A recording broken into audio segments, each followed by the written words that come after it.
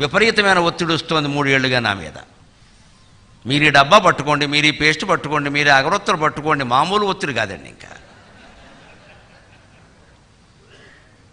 నేను చెప్పాను స్పష్టంగా, భగవంతుడు పాదాలు పట్టుకున్న ఆ చేతులతో ఈ దరిద్రపు వస్తువులు నేను పట్టుకోలేనని చెప్పాను. నేను ఖచ్చితంగా ఆ అట్ట ముక్కలు పట్టుకొచ్చి, పేపర్లు పట్టుకొచ్చి మమ్మల్ని నేను పట్టుకో, నువ్వు పట్టుకోపో అని చెప్పాను. అందుకే నాతో ఫోటో దిగుతుంటే కొంతమంది నాకు భయంగా ఉండేది, ఈ ఫోటోలు ఎక్కడ పెట్టేస్తారో, మధ్యలో ఏ అట్ట ముక్క పెట్టేస్తారో. ఈ ఇద్దరి మధ్యలో వ్యాపారం పెట్టేయడానికో, ఈ వ్యాపారాన్ని గరికిపోటీ వారు ప్రోత్సహించి ఎంత ఇచ్చుంటారో అని మీరు ఊహిస్తారు. ఇక్కడ ఏమి లేదు. అక్కడ వాడు ఫోటో దిగినాడు, పోయాడు. పోనీ ఇచ్చినా బాగుండేది. మీరు వ్యర్థం చేయడం ఫలం దక్కలేదు, ఇది గొడవ ఇది. అందుకే ఫోటో అంటే భయంగా ఉంది నిజంగానే. ఎవరు అపరిచిత వ్యక్తులతో ఎలా దిగుతాం? ఇంపైకి ఇప్పుడు మార్ఫింగ్ వచ్చింది, ఏదో పెట్టేస్తాడు మధ్యలో, వాడికి కావాల్సింది వాడు పెట్టేస్తాడు. నేను ఇంకా చూడలేదు కానీ ఒకడెవడో అన్నట్టు అప్పుడు నాకు తెలిసింది, వార్త వచ్చింది. మరి ఎంతవరకు నిజమో తెలుసుకోవాలి, ఆ జిల్లాకి తెలుసుకోవాలి. గరికపాటి వైన్స్ అని పెట్టేసేట్టు ఒకడు. జన్మ ధన్యమైపోయింది, జన్మ ధన్యమైపోయింది. నాకు గురువు గారు అంటే గౌరవం అండి. అపారా మేము పెట్టుకున్నాం గౌరవం. ఆయన ప్రవచన అంత సూటుగా ఎవడో చెప్పడండి. ఇదా నేను సూటుగా చెప్పేది, ఇదా?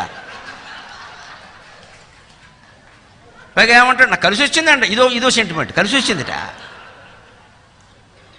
ఇప్పుడు చెప్పండి దయచేసి, అందరితో ఫోటోలు దిగాలో అక్కర్లేదు. పొరపాటున ఆ వ్యక్తి కనుక నేను ఫోటో దిగితే వాడు అక్కడ పెడితే నా బతుకేంటండి? ఇప్పుడు నా ఫోటో అక్కడ పెట్టాక చేతిలో సీసా పెట్టడం పెద్ద విషయం కాదు, పెట్టేయచ్చు.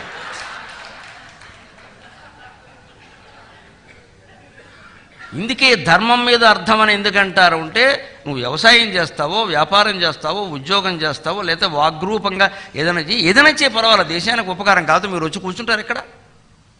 ఆ ధర్మం ద్వారా అర్థం సంపాదించారు కానీ వ్యాపార ప్రకటనలు ఇచ్చి కాదు. ఇక్కడ ఆ భూమి గురించి, ఆ బట్టల గురించి మనం చెప్పాలి. నాకు మీటర్కి గజానికి తేడా తెలియదు, నేను ఎలా ఇస్తానండి రియల్ ఎస్టేట్ ప్రకటన?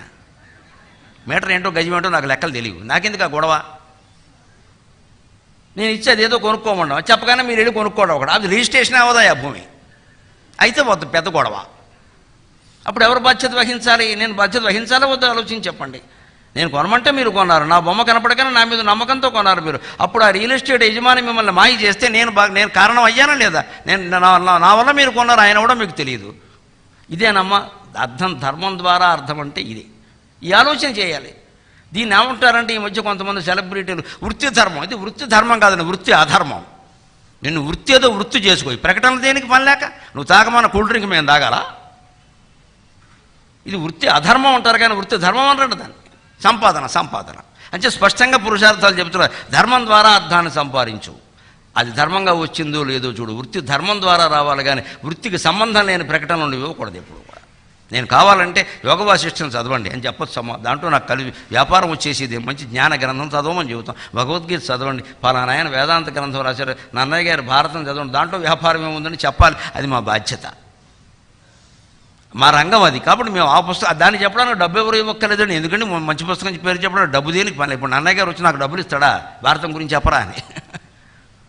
అది ధర్మం, మన ధర్మంగా చేస్తున్నాం అక్కడ. ఇలా ధర్మం ద్వారా అర్థం, దాంతో కామ పురుషార్థం. కామం అంటే దయచేసి పొరపాటు పడ, కామ వాంఛ వేరు, కామం వేరు.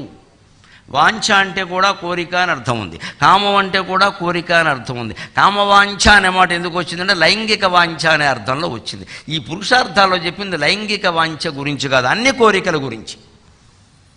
అంటే ధర్మంగా ఉండు, ధర్మం ద్వారా అర్థాన్ని సంపాదించు, ధర్మంగా సంపాదించిన అర్థంతోనే కామ పురుషార్థం కోరికల్ని తీర్చుకో. తప్పేం లేదు కోరికలు తీర్చుకోవడంలో.